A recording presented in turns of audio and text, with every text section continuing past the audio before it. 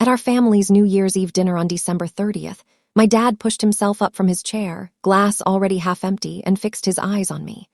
"All right, everyone," he slurred cheerfully, "let's toast to the new year. And Tatum, when are you finally going to own a lake house like your sister? Or are you planning to rent forever?" The table of nearly 20 relatives erupted into laughter. My sister tilted her head, smirked, and casually flicked her hair. I placed my glass down carefully and replied, just loud enough for every ear at the table to catch it. "Actually, she doesn't own that lake house the way you think she does." The room went dead quiet. My dad froze mid-sip. My sister's face drained of color. For the first time in my 26 years, my father had nothing to say. If you've ever been the family punchline while someone else collects all the praise, stay with me until the very end. You'll want to see how this unfolds. Make sure you're subscribed and notifications are on so you don't miss what comes next. I grew up on the east side of Columbia, South Carolina, in a house that always felt like it held one star and one shadow. The star was my older sister, Sierra. The shadow was me. Sierra arrived 4 years before I did and instantly filled every space she entered. She had a booming, electric laugh that made adults smile before they even looked her way.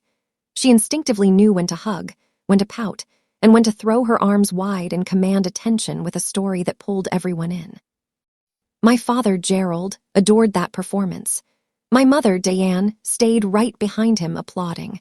The hierarchy was never subtle. The most obvious proof came the summer Sierra turned 12. Gerald rented out the entire community pool for an afternoon.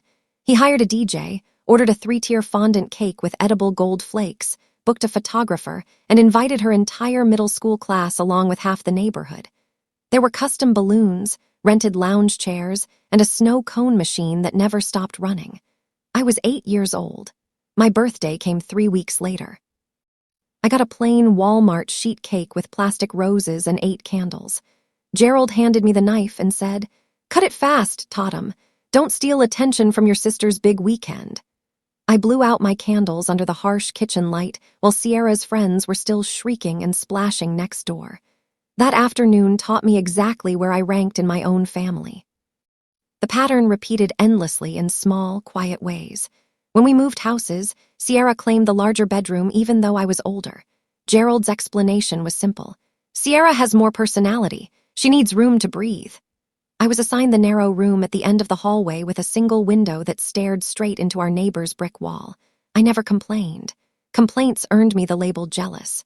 Report cards became another public scoreboard. Sierra brought home mostly B's and a lonely C in math, and Gerald threw a backyard cookout celebrating her natural leadership. I came home that same semester with straight A's and perfect attendance. He glanced once, nodded, and said, "That's expected. Just stay out of trouble." Dinner conversation returned immediately to Sierra's imagined future. I tested the system one time. I was 10. I asked why Sierra was praised for average grades while my perfect ones were ignored. Gerald laughed loudly, ruffled my hair hard enough to sting, and announced to the table, "Because Sierra is the future of this family. Tatum just needs to behave." Diane pulled me aside later, hugged me quickly, and whispered that he didn't really mean it, but the damage was already permanent. From that day on, I stopped sharing my grades. I stopped asking for anything. By middle school, the rules were set in stone. Sierra got seasonal wardrobes, the newest iPhone every release, and an allowance that felt like a paycheck. I wore her hand-me-downs until the seams failed, kept a flip phone until junior year, and received $20 a week for being responsible. When I finally got a smartphone, it was Sierra's 2 generations old model with a cracked screen. Gerald called it character building. Weekends were the loudest reminder. Sierra's friends filled the house with music and laughter. If I passed through the living room, Gerald would snap, "Tatum, stop hovering. Go do something useful." So I learned to disappear. Christmas when I was 14 cemented everything. Sierra unwrapped a brand new MacBook Pro and a diamond pendant because she's going places. I opened a $20 Target gift card and a lecture about gratitude. I said thank you, went to my room, and stayed there until January. Competing only made me look bitter. Being invisible hurt less. I perfected silence. By high school, it was armor, heavy, uncomfortable, but protective. In the Reeves household, the spotlight belonged to Sierra. I was built for the dark. College widened the gap into a canyon. Sierra got into Clemson with a partial scholarship. Gerald and Diane paid the rest: tuition, room, sorority fees, a luxury off-campus apartment, plus a credit card with a $5,000 limit. Her send-off looked like a magazine spread. I enrolled at Midlands Technical College 20 minutes from home because it was nearly free if I chased every scholarship. I worked 3 jobs, slept 4 hours a night, lived on instant noodles, and maintained a 4. 2 years later, I transferred to UNC Charlotte, graduating in 2020 with a computer science degree and $11,000 in loans. Sierra graduated debt-free and celebrated on a rented yacht that cost more than my entire education. During the pandemic hearing surge, I landed a remote software engineering role with a fintech startup. Starting pay was $128,000 plus equity. By 2023, I was a senior engineer earning $165,000. My family never knew. I told Gerald I made around $65,000 a year. He nodded, satisfied. I lived modestly, tiny studio, mattress on the floor, thrifted desk, plastic chair, and my old 2009 Corolla with a permanent check engine light. The money quietly stacked. Loans disappeared. Investments grew. Silence became camouflage. Then Lake Murray appeared in my alerts. A 5-bedroom contemporary waterfront home, originally listed at $2.3 million, dropped to $1.08. I made an offer with 40% down and closed in January 2021 through a trust named after my late grandmother. My name never appeared anywhere. Renovations followed. Quartzite, white oak floors, smart automation, dock rebuild, pool upgrade, paid in cash. Contractors signed NDAs. I remained invisible. The house became a luxury rental managed by a professional property manager. Then one July morning in 2023, an application arrived. Primary applicant, Sierra Reeves. I approved it without hesitation. She moved in weeks later and turned Instagram into a shrine to her Lakehouse. Rent came in on time at first, then late, then not at all. Unauthorized guests moved in. Parties destroyed the calm. Arrears climbed past $48,000. Still, I waited. Thanksgiving 2024, Sierra FaceTimed from the rooftop terrace wrapped in faux fur, bragging about hosting holidays in her forever home. Gerald looked at me afterward and said, "That's what winning looks like." I smiled, stacked plates, and let the ledger keep running. The silence I'd carried since childhood was finally heavy enough to collapse under its own weight, and when it did, every truth buried inside it would surface at once. The moment I'd been quietly circling for years finally arrived without drama or warning. It didn't come with fireworks or a clever one-liner. It arrived as a simple email timestamped 9:12 a.m. on a gray Monday in December. Lydia wrote, professionally and plainly, that the balance had crossed $62,000. Unauthorized occupants remained. Repeated notices had gone unanswered. And by law, the file could no longer remain dormant without exposing the trust to risk.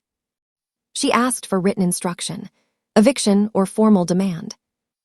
I stared at the screen longer than necessary, not because I was unsure, but because I was acknowledging something I'd never let myself name before. This wasn't about money. The money had been irrelevant for a long time. This was about closing a loop that had been open since childhood. Silence had protected me for decades, but silence was never meant to be permanent. It was meant to buy time, and my time was up. I typed 3 words, proceed immediately. Then I closed my laptop and went to work like it was any other day. South Carolina landlord law is efficient when the paperwork is clean. Lydia's attorney served a formal 10-day demand for payment or possession to the occupants listed on the lease. The notice was delivered by certified mail and posted on the front door in a discreet envelope with no branding. Sierra texted the family group chat within an hour. "Does anyone know what this weird legal notice is? Some clerical mistake, I think." Gerald immediately replied that it was probably a scam and she should ignore it. Diane suggested calling the county. I said nothing. The 10 days expired without payment. No apology, no explanation, just silence, the same silence I'd lived inside for years. Lydia filed for eviction on behalf of the trust. Court date set for January 11th. That was when Sierra panicked. She called me for the first time in months. Not a text, not a group message, a direct call. I let it ring twice before answering. Her voice was sharp, breathless. She asked if I'd heard anything about some landlord issue she was dealing with. I said I hadn't. She laughed nervously and launched into a rehearsed explanation about temporary cash flow issues, brand delays, and how landlords these days were predatory. I listened quietly. When she finished, I said, "Sounds stressful." She snapped back, "You have no idea." I almost laughed, almost. The night before the hearing, Gerald called. His tone was different, measured, cautious. He asked if I could loan Sierra some money to smooth things over, just for now. I told him I didn't have anything like that. He sighed, disappointed but unsurprised. "I figured," he said. "You always play it safe." I thanked him for the compliment and hung up. January 11th arrived cold and bright. I did not attend court. Trustees aren't required to appear when counsel is present. Lydia's attorney handled everything. Sierra did show up, though. She wore oversized sunglasses indoors and spoke too loudly. Jackson was with her, packing. The judge reviewed the ledger, the notices, the lease violations. Judgment was granted in under 6 minutes. Possession awarded to the trust. Writ of ejectment issued effective in 7 days. Sierra didn't post that night. She didn't post the next day either, or the day after that. For the first time since moving into the house, her Instagram went completely dark. On day 5, she sent a mass text to the family saying there had been a misunderstanding and they were transitioning. Gerald called Lydia's office himself, demanding explanations, threatening lawsuits, insisting his daughter own that home. Lydia referred him politely to counsel and provided a copy of the recorded deed. That was the first crack. Gerald demanded to see the paperwork. The deed listed only one owner, Margaret Reeves' Irrevocable Asset Trust 2021. Grantor deceased. Trustee's signature redacted in the public copy. Gerald didn't understand trusts. He understood ownership.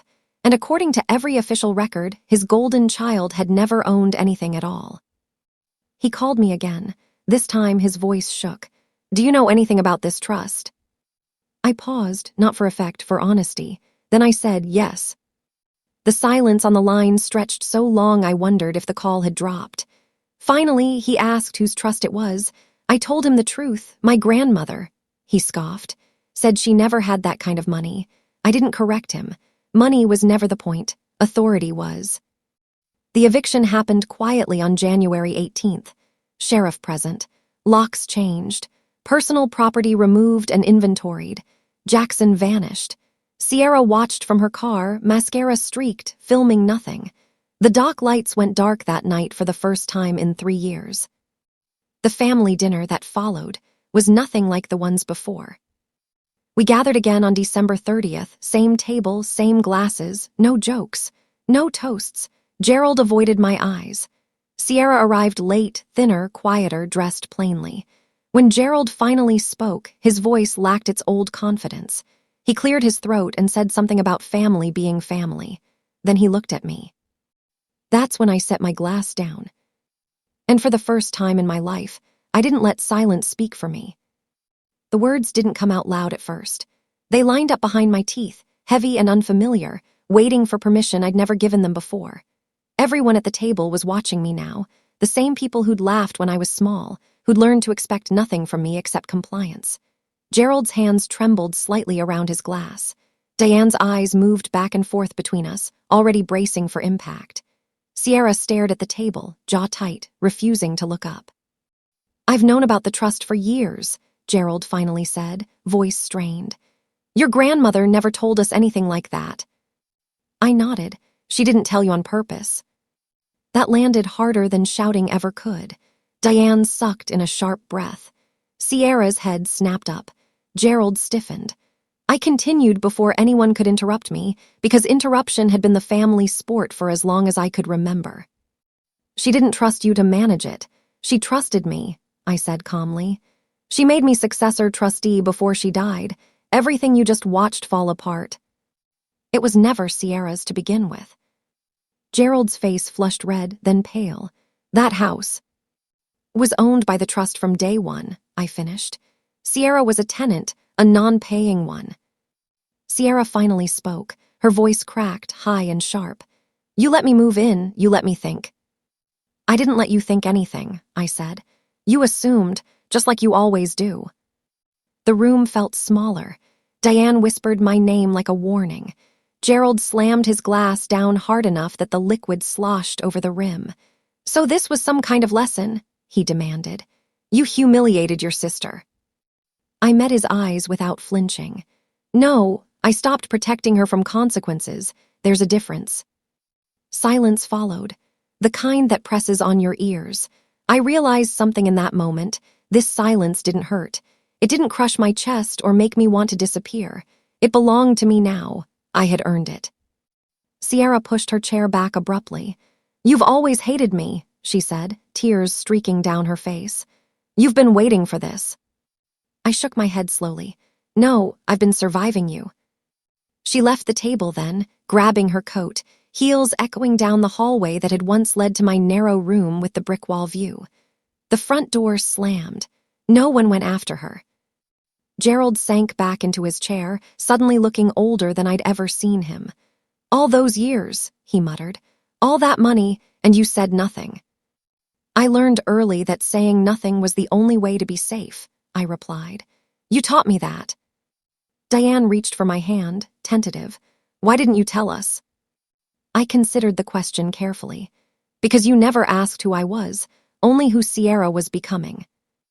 That was the final fracture. Something in Gerald's expression collapsed inward. Not guilt exactly, recognition. He nodded once, stiffly, as if accepting a verdict he could no longer appeal. I stood, pulled on my coat, and picked up my keys. No one stopped me. No one told me to stay quiet. As I walked to the door, I felt lighter than I ever had, like armor finally set down after decades of wearing it. Outside, the winter air was sharp and clean. I got into my Corolla, the same old car that had carried me through every version of myself, and sat there for a moment before starting the engine. My phone buzzed once. A message from Lydia confirming the house was already back on market. I drove away without looking back. Some families are loud with love, others are loud with expectations. Mine was loud with praise for one and silence for the other. I used to think silence meant weakness. I know better now. Silence was never my flaw, it was my training. And when I finally chose to speak, it changed everything.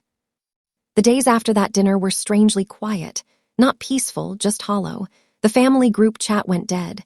No good mornings, no forwarded videos, no passive-aggressive jokes. Gerald didn't call. Deanne sent one short text 3 days later. "I hope you're okay." I replied the same way I always had. "I'm fine." It wasn't a lie anymore. Sierra didn't speak to me at all. Not once. Instead, I heard updates through cousins, through whispers that drifted back like smoke. She moved into a short-term rental across town. Smaller, no view, no dock, no rooftop. Jackson was gone for good this time. Brand deals had dried up faster than she'd admitted. Turns out it's hard to sell a forever home narrative when the sheriff's notice is still floating around on gossip pages. 2 weeks after the eviction, Gerald showed up at my apartment unannounced.